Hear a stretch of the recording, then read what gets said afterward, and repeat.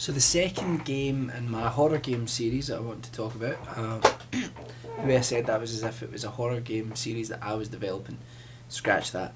I'm doing a series of videos on like horror based video games, and this is the second one. Okay, so it's already started bad and it's only going to go downhill from here. The game I want to talk about is Silent Hill, which was released in 1999 by Konami on the PlayStation 1, and it's probably about the scariest experience I've had playing a video game, or one of at least, but definitely right up there.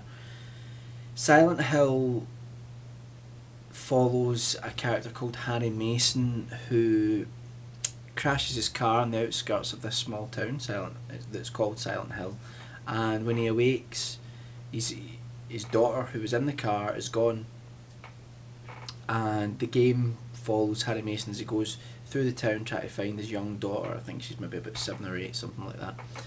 And on his travels through this town, first of all he realises that there's a sort of fog surrounding him, and there's also what seems to be snow. Now I know some people are going to say it's ash, but there's a lot of debate about that. Anyway, let's just call it snow for the sake of argument at the moment.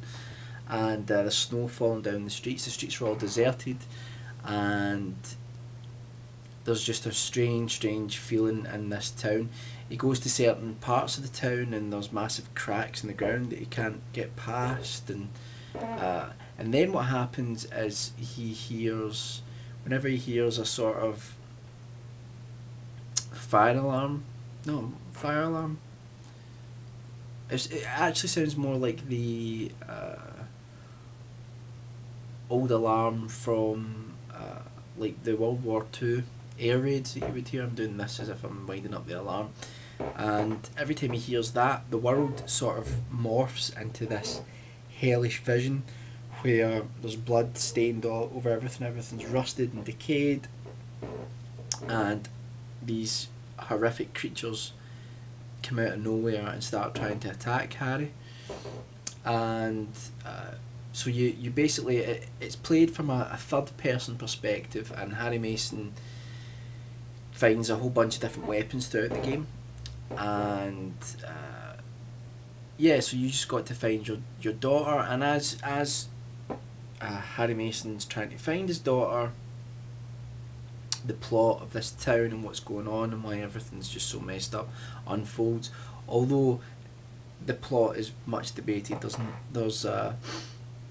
it's not all just laid out in front of you. It's actually quite difficult to work out in places what's actually going on, and there are, I can't remember how many endings to the game, but I think I remember at least 3 endings. There might be 4, I can't remember, but depending on what decisions you make at certain parts in the game. So it's a survival horror game.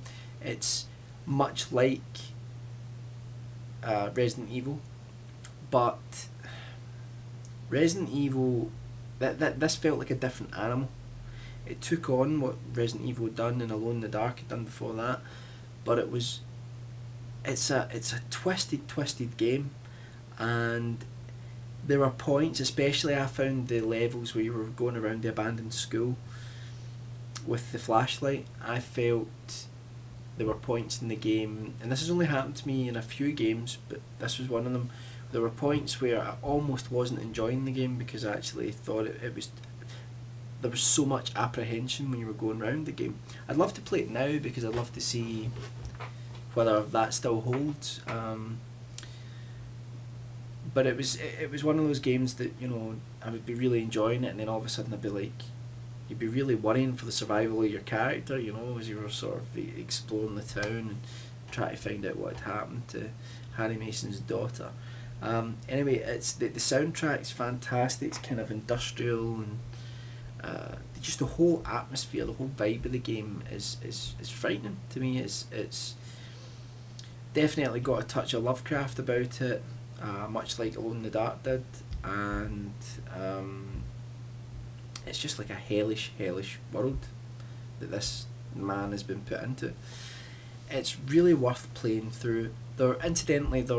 There was or there has been recently a reimagining, which I don't normally like those sorts of things, but kind of another take on the original Silent Hill called Silent Hill Shattered Memories. I've got that as well for the Wii, and I'll do a video on that at some point. But there are a lot of people who don't like that game because it does some crazy things, like takes away any weapons. You don't have any weapons to fight with. You just have to run away from monsters whenever they appear, and it tries to reinterpret what actually happened in the original game. But I thought it was brilliant. I really, really enjoyed it. So anyway, the original Silent Hill on the PlayStation 1, if you can find it, you shouldn't have much problem finding it. I think you can download it for the PlayStation 3 on the PlayStation Network, and it's one of my most memorable experiences with games. I remember it was Christmas when I got it, and I just remember the 2 week sort of Christmas holiday. I remember like just being stuck in my room for a large portions of it with like the lights off and sitting there like, you know, just playing it, hypnotised by this game. And I played through it several times to get the different endings and get the different weapons, because I'm sure different weapons were unlocked in subsequent playthroughs and things like that. Great game, definitely check it out, and it's a horror classic. And that's all I've got to say, so check it out.